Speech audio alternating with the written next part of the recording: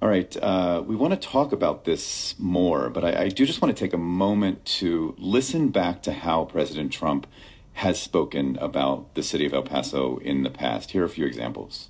In El Paso, it was one of the most dangerous cities in the country. That's the way it is. You know, if you look at El Paso, if you look at certain places, but El Paso was one of the most dangerous cities of the whole country. The border city of El Paso, Texas, used to have extremely high rates of violent crime, one of the highest in the entire country, and considered one of our nation's most dangerous cities.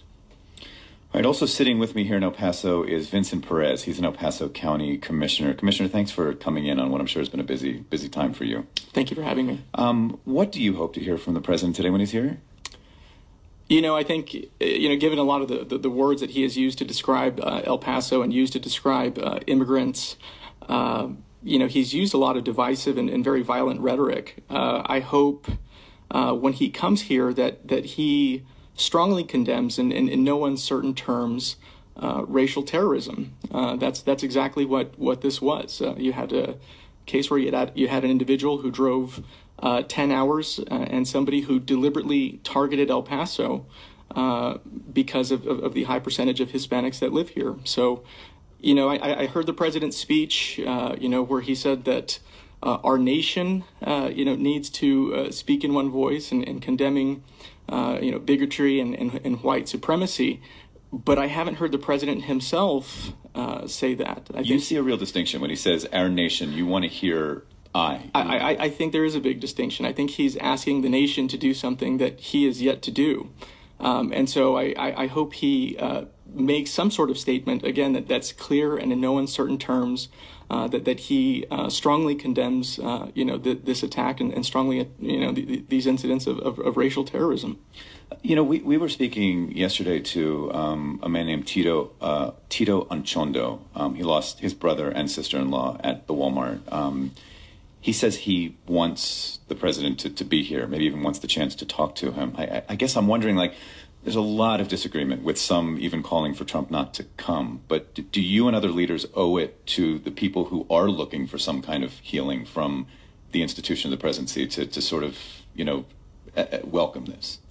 Again, if he were to use this as an opportunity to really change, the tone that he has used, I think that would be welcome and I think very much needed, because I think there's a strong sense of fear that this could happen again. The president has frequently used terms such as invasion and infestation. He's called Mexicans rapists and murderers and thugs and drug dealers.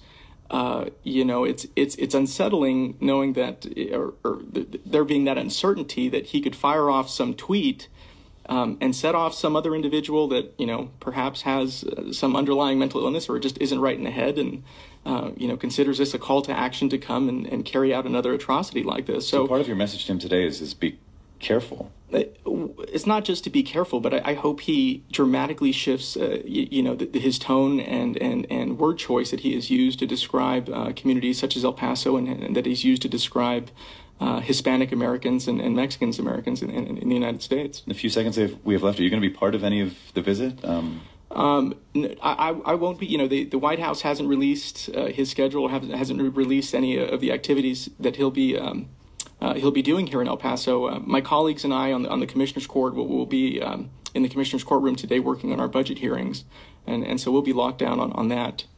Vincent Perez is an El Paso County Commissioner. Thanks so much. Thank you for having me.